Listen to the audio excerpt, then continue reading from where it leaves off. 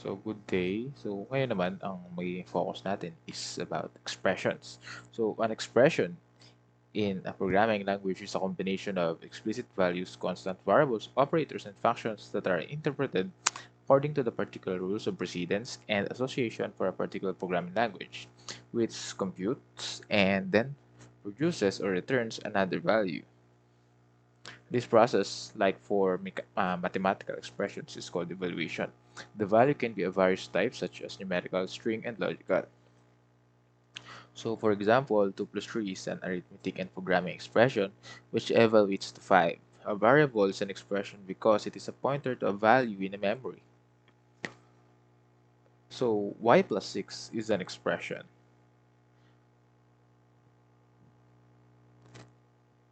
An example of a relational expression is 4 is equal to 4, which evaluates to true. So, uh, mathematical expressions in B4A, we have different operators.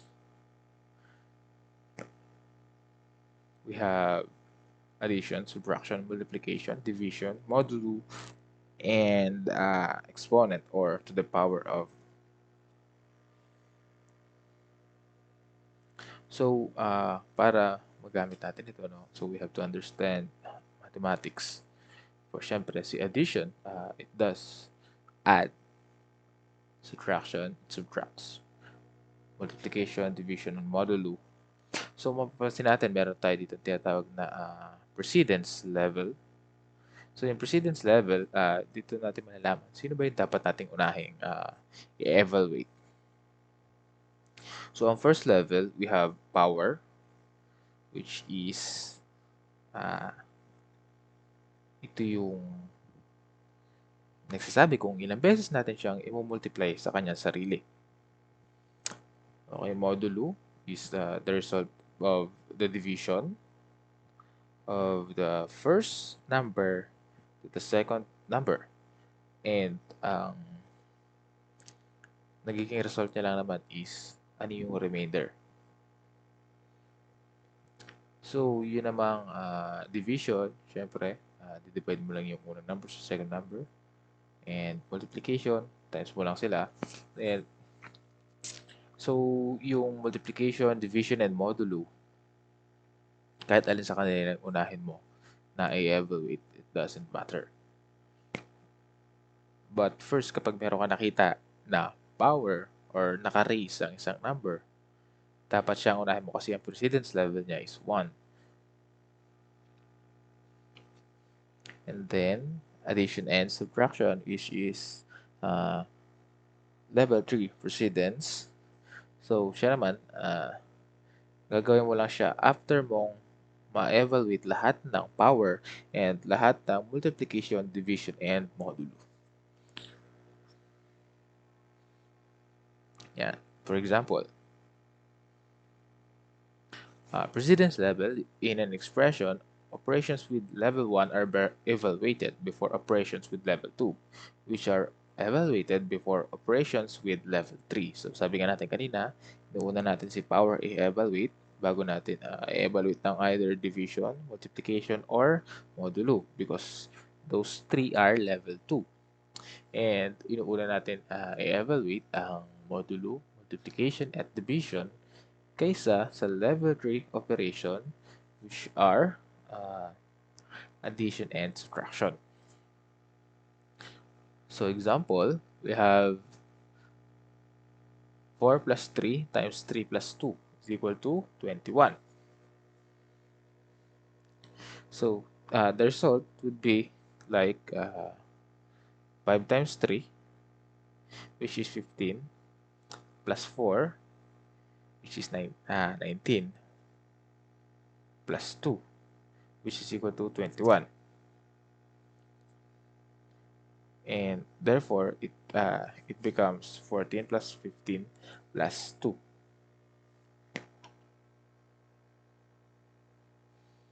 Next naman, we have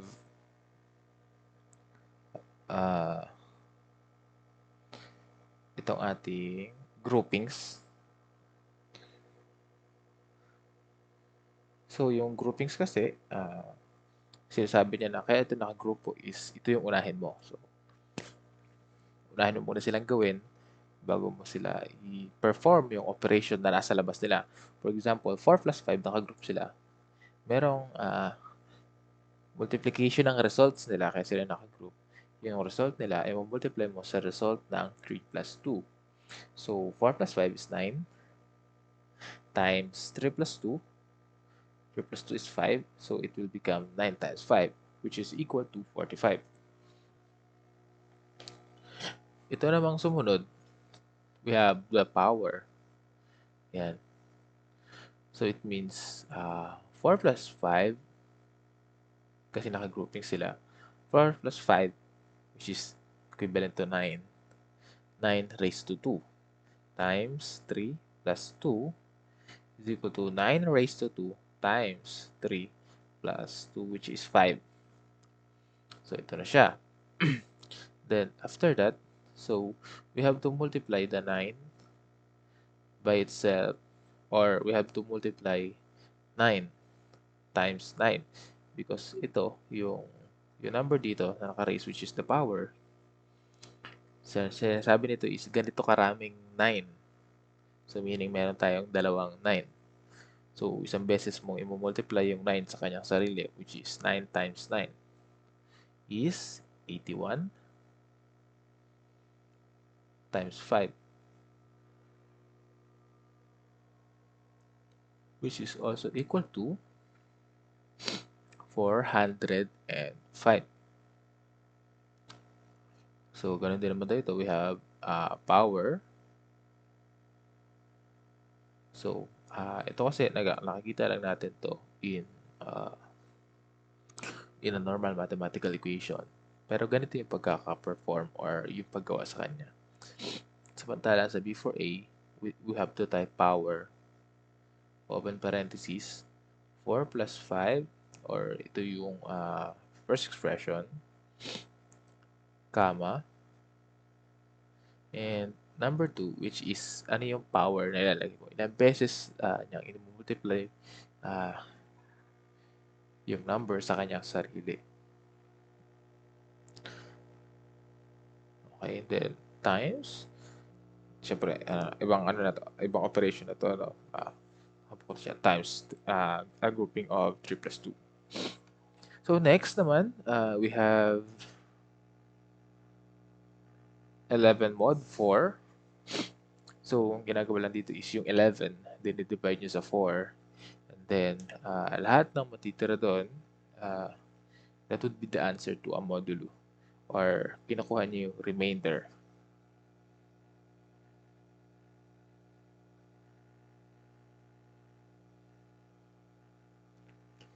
So, halimbawa, we have 3 divided by 2. Ilang 2 meron sa 3? Magsimula muna tayo sa maliit, no? Ilang 2 meron sa 3? We have only 1. So, 2 or 3 minus 2 is equal to 1. So, yun yung sagot. O kaya naman, kung meron tayong 5 modulo 2, ilang 2 meron sa 5? So, that would be 2. So, 2 times 2 is 4. 5 minus 4 is equal to 1. So, ganun natin sinasagutan yung modulo. Remember, ang kinagawa ni modulo is kinukuha yung kanyang remainder or yung tira. So, hindi yan nagkakaroon ng result na 0.5 or 0.3333. So, walang ganun sa modulo. Laging whole number ang sagot ng isang modulo. Next, we have 23 raised to 3 or equal to power of 23 raised to 3. Ayan.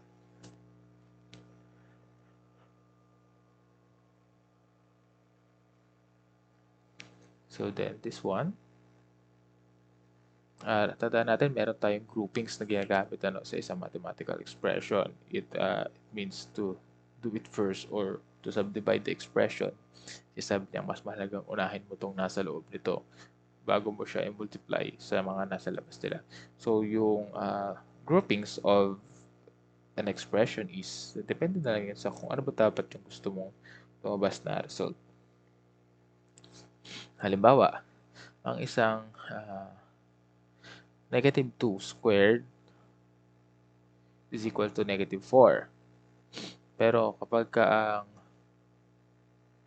negative 2 ang i-squared mo mismo, that means negative 2 times negative 2, which is considered to be negative times negative is positive. So, dito kasi ang nangyari is yung negative, huli mo siyang ginawa kasi mas mataas yung precedence ng power, which is 2 raised to 2. Tsaka mo lang siya multiply sa kanyang sign, which is negative. Okay? Next. So, relational expressions, or in computer science, in relational expression, an operator tests some kind of relation between two entities. So, ang ginagawa naman dito is it compares yung ano ba yung relationship between these two. Ito bang number 5 ay equal sa number 5? Yung number 4 ba ay mas mataas kumpara sa 3? Yung 1 ba ay mas mataas kumpara sa 0? So, those are relational expressions. So, we have different operators such as equal or equivalence. So, itong negated equivalence, ibig sabihin, kung yung equal ay equal, ito naman ay hindi siya equal. It can be greater than, and at the same time, it can also be less than, but not equal. So, this one is greater than, meaning naman ito is, syempre, mas malaki yung nasa kaliwa kumpara sa kanan. Yung isa naman is less than, meaning yung nasa kaliwa ay mas mataas or mas mababa kumpara sa nasa kanan.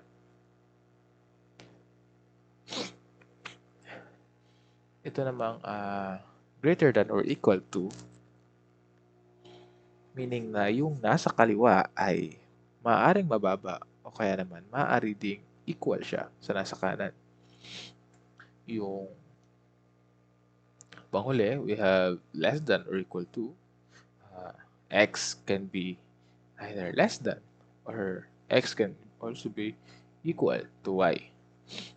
So dito, if the value of the left expression is less than or equal to that of the right, it will result to true. So ngayon, if x is equal to y, if 1 is equal to 1, it will become true or give a result of true. But if 1 is equal to 2, which is hindi siya totoo, it will result to false.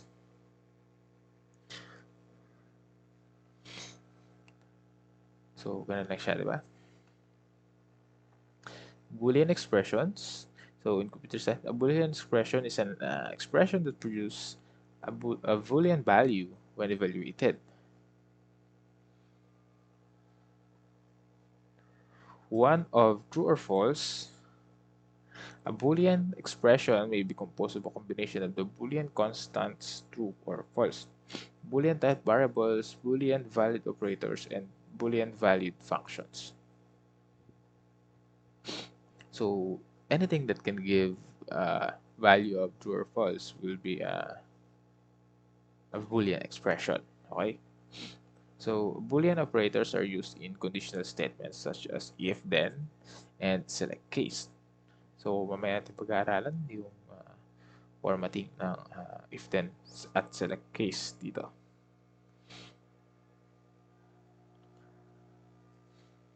So we have operator or, and not. So yung or, either of both pwede maging true, then the value to be returned will be true. And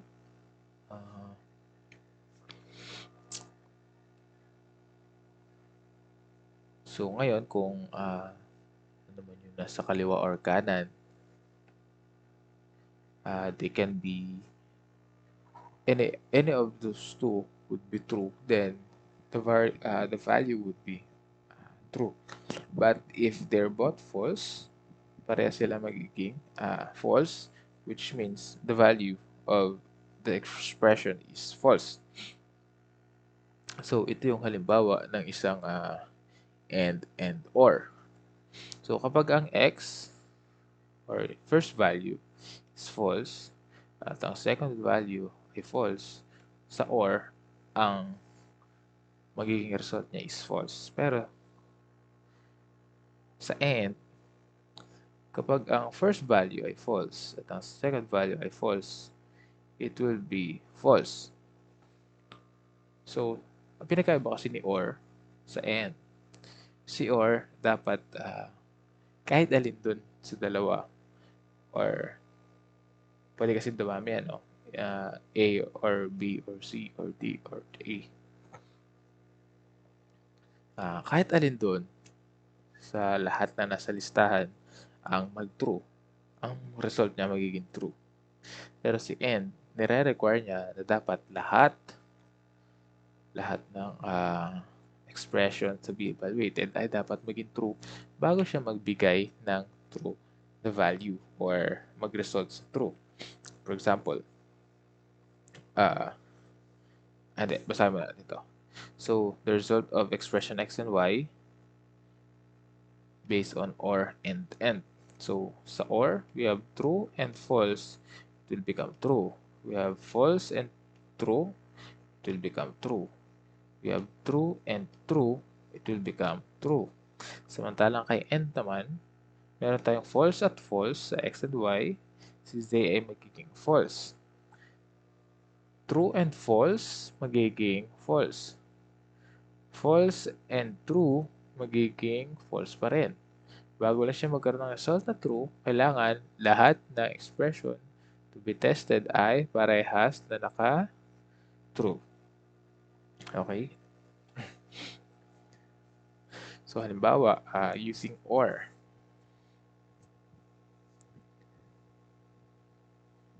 Dapat ang edad, bago makapasok sa school, dapat ang edad ay lagpas 10. O kaya naman, ang IQ niya ay 24. So, ngayon, halimbawa lang hindi ko alam kung ano yung mga level of IQs eh. So, ngayon, kung ikaw ay 10 years old na or 11 years old, kasi sabi ko is lagpas ng 10. So, 10 is not greater than 10. So, dapat it should be 11. So, para makapasok ka sa school, it's either more than 10 years old ka, which is 11, or ang IQ mo daw is 24. Yun ang sa or. Pwedeng 24 ang IQ mo, pero less than 10 ka pa, or ang age mo is less than 10, pwede kang pumasok sa school. O kaya naman, ang age mo ay 12, pero ang IQ mo ay mababa. Let's say 23. Kasi nga 24 yung pinagbabasihan natin. Pwede ka pa rin makapasok kahit ang IQ mo ay less than 24. Kasi nga, you are also greater than or yung age mo is greater than 10. Samantalang sa end, ang inaano nito ay parang sa salita natin ay dapat pareha silang tama. No? 24 na ang IQ mo at dapat ang edad mo ay lagpas sa 10, which is 11, 12, 13. So ngayon kapag ang IQ level mo ay 24 pero ikaw ay nasa age of 10 pa lang, hindi ka pa rin makakapasok kasi nga sabi niya dapat ang IQ mo ay 24 at ang edad mo ay greater than 10. So that is the difference between and or.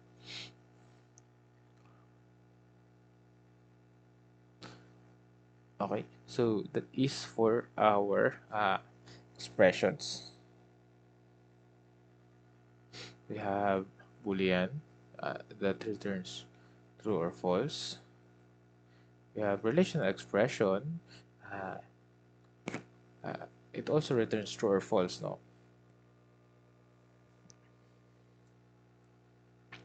And mathematical expressions.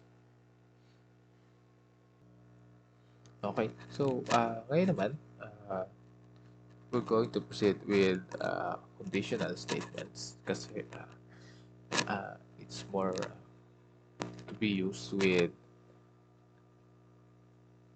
expressions. Okay, so ang unang-una, uh, we have the if then else. So the if then else structures allows to operate conditional tests and execute different code sections according to the test result.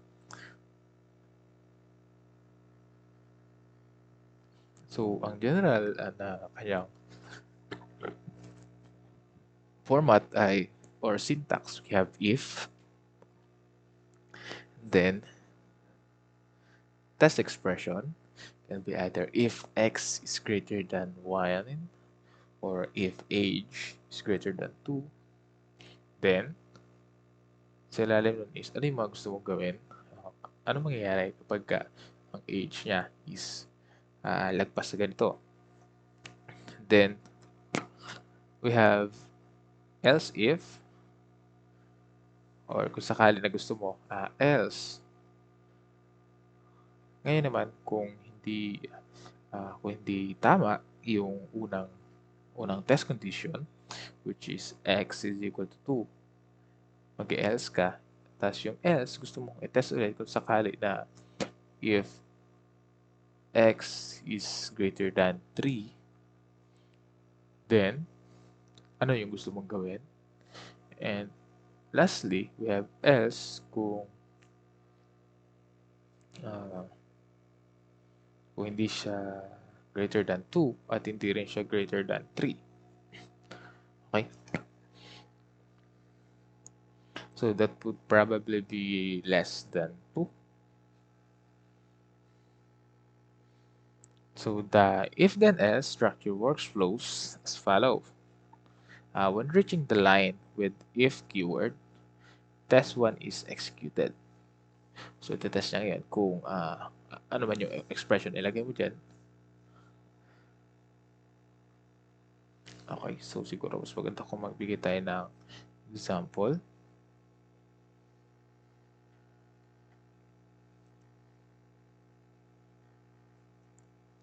So, yan. Wait lang. Okay, so ngayon, ang gagawin natin, niran ko muna yung, yung system. Yan. So, meron tayo nakikita dyan na listahan ng mga tanong, which is currently, same lang sila. So, nagawa natin yan sa pamamagitan nitong code na ito. So, niloload ko yung layout sa scroll view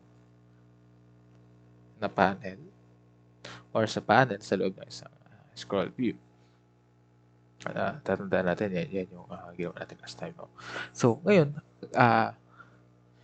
what we're going to do is to test the if then else condition or statement. So, ngayon, we're going to type if, tas ang condition natin, if declare muna tayo ng variable, then load lay as boolean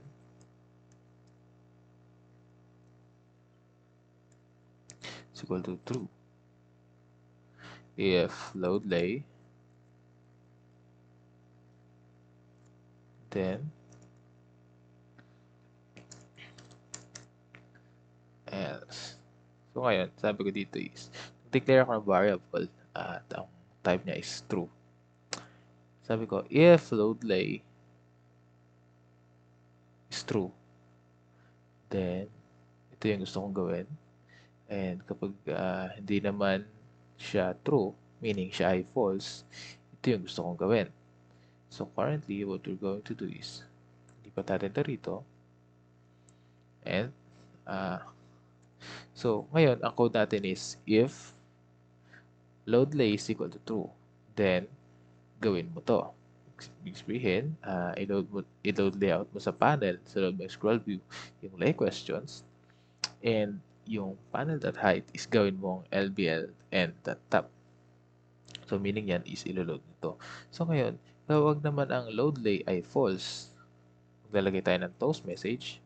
So, yung toast message, yan yung lumalabas na itim or puti na, na parang pop-up message na over a few seconds na mawala.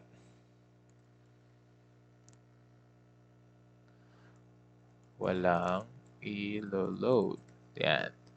So, let's try. Run natin. Tingnan natin kung ano yung mangyayari dito. So, based on the expression, this is supposed to... Yan. This is supposed to still load the list of questions or yung panel na ginawa ko or yung layout.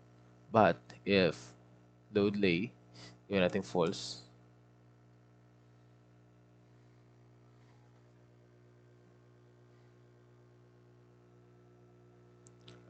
it is supposed to show what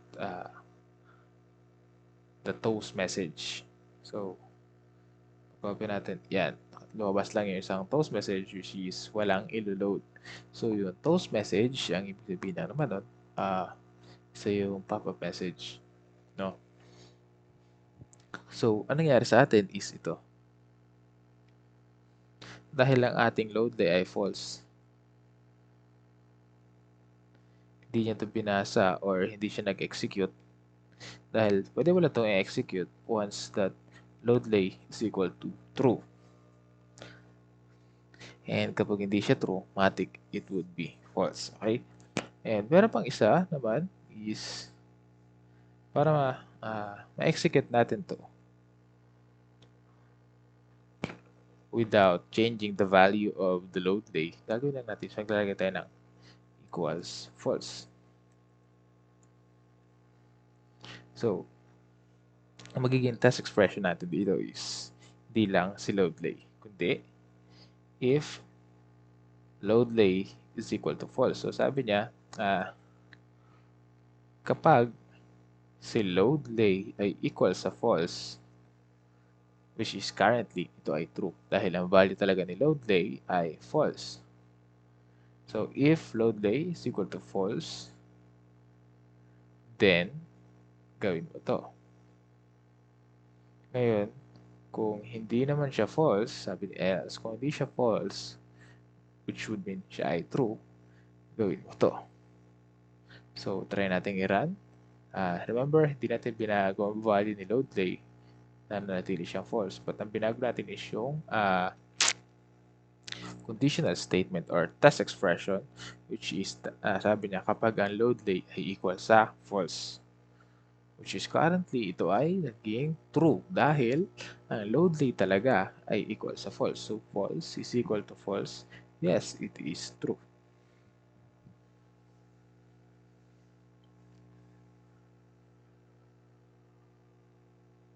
Ayan, kung papansin nyo, binalik niya. Niload niya ulit. Di kagaya kanina na ang sinasabi niya is that wala naman talagang ganong klase ng or hindi naman talaga false yung value ni load lay.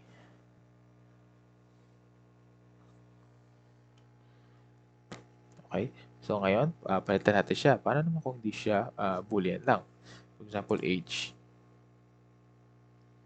Dim age as int is equal to 24.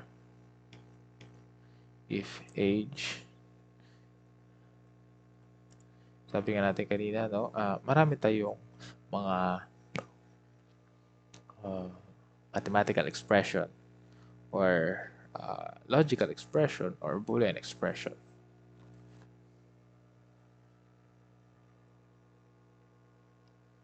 So, ang gagawin natin ay halimbawa, kapag ang age ay greater than 10, So, piprint ko yung mga question. Kapag hindi naman, is magsasabi lang ako na walang ilo-load. So, let's try to run. Currently, ang age is equal to 24.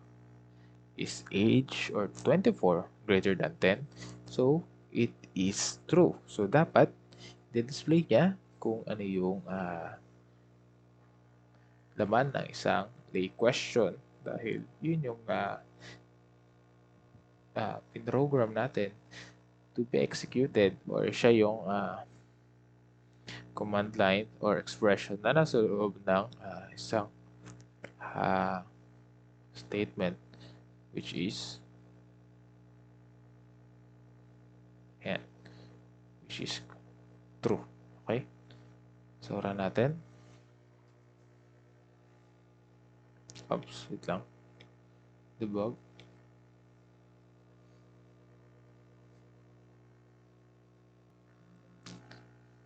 Yan, antayin natin mag-run. So, naglagay ako ng breakpoints para malaman natin kung ano pa yung nangyayari sa loob. Okay? So, ngayon, we have if age is greater than 10, yan, ang age ay 24, tandaan ha? Ang age ay 24. Is 24 greater than 10? Mas malaki ba ang 24 sa 10? Well, that would be true. So, then, after that, dahil siya ay true, or ang expression natin ay true, pumasok siya dito sa loob ng if statement. Yan. Niload niya ang layout na lay question sa panel sa loob ng scroll view at binago niya ang height ng scroll view. Then, after that, babasahin niya pa ba si else? Dapat niya bang basahin si else? So, hindi na siya binasa. Kasi nga, isa lang ang pwedeng basahin sa loob ng if then else statement.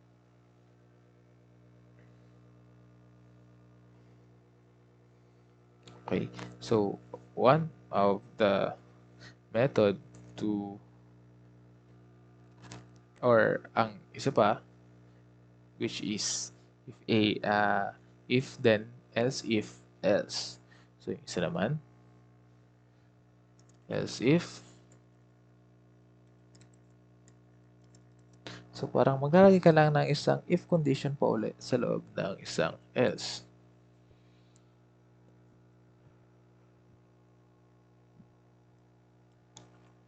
So ang isa lang naman dito na halimbawa is that magpuproceed tayo sa if kung sakaling false ang or magpuproceed tayo sa else kung sakaling false ang naunang if sa kanya. So halimbawa ito.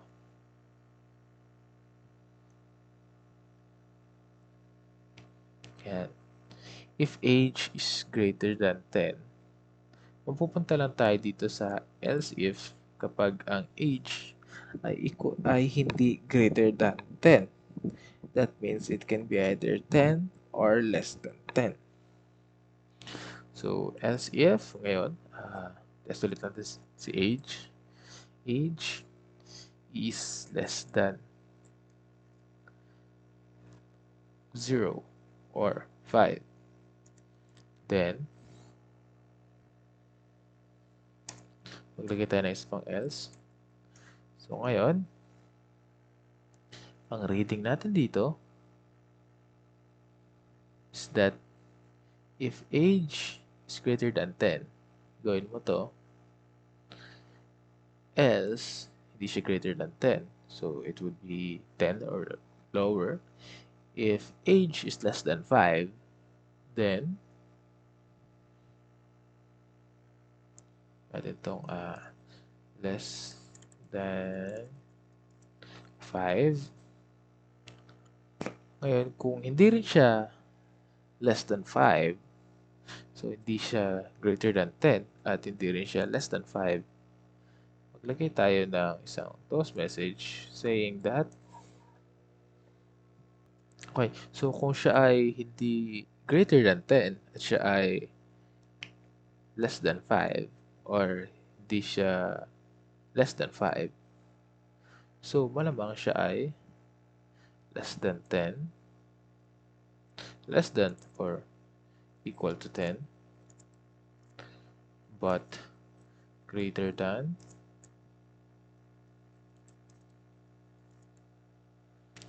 4. Ibig sabihin, uh, if age is less than 5,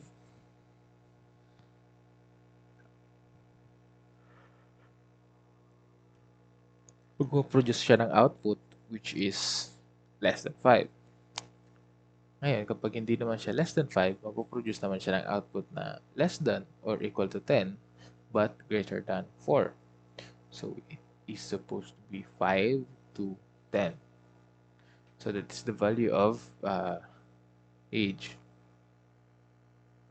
So, i-comment muna natin to.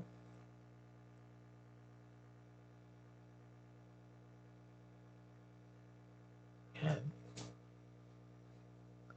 Then, let's test kung ano ba yung magiging result natin. Wait lang. So, pala.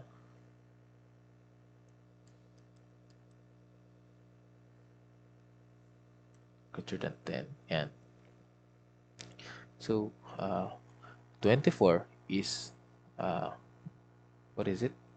It is greater than 10. So, if age is greater than 10, the value of age is 24, then gagawin niyo to. That's why nakita natin kanina na display niya greater than 10. Then, after that, hindi niya nadadaanan yung kahit na anong part ng else if or else as long as na-meet niya na yung condition sa naunang if. Okay, so para naman makatawid tayo dito sa pangalawa, kailangan daw less than 5. So, bagawin natin yung value ni age which is 24, gawin natin siyang 4. So, dapat ang lalabas naman sa kanya is less than 5. So, yan. Kung papapansin nyo, nakalagay or lumabas is less than 5. So, kapag naman, para naman malaman natin kung nakakapasok siya doon sa pinaka-huli or sa pinaka-else natin, it should be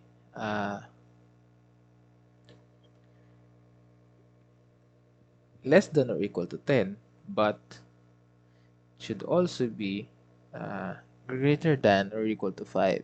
So, pwede ang 7. Then, i-run natin. So, dapat papasok tayo sa pinakadulong output natin which is less than or equal to 10 but greater than 4. Oops, lang. Hindi ko nakita. Yan. Kung papansin nyo, yan, nakalagay siya less than or equal to 10 but greater than 4. Okay? So, that is the basic of if, else statement.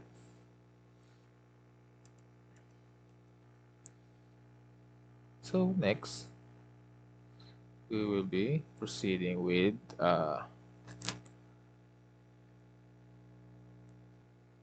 ito, yung isa pang way of making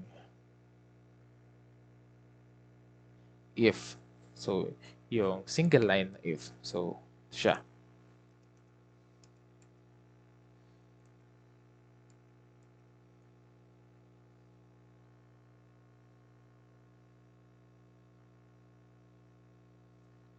Ang single line na if ay isang line lang, kaya siya tinawag na single line. If age is greater than 3, then toast message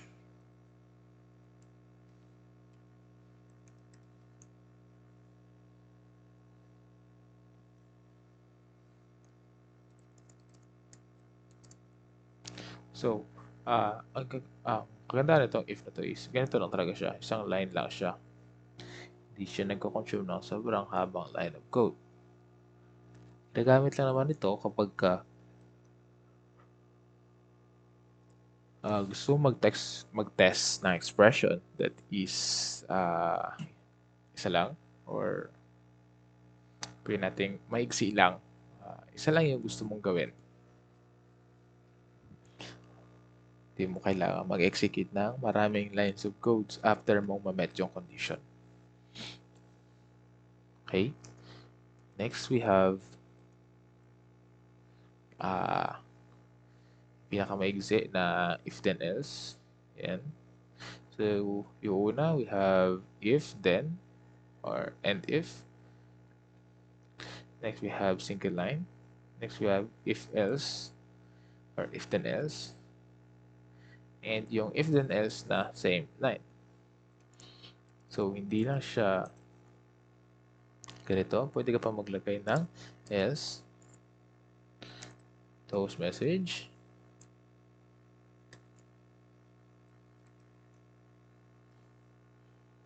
yan. So, ang kagandahan lang kasi ito is tipid siya or nasa ilang may isang linya lang siya, but pwede mo lang execute na command is isang line lang din.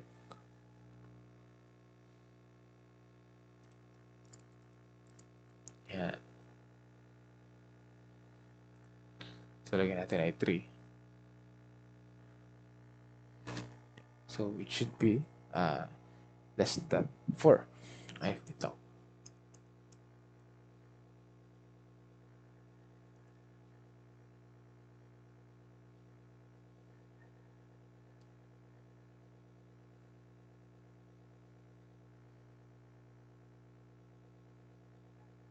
Yan. So, dapat lalabas ito is less than 4. Yan. So, tama. Kasi 3 is not greater than 3. It is equal to 3. Okay? So, next we have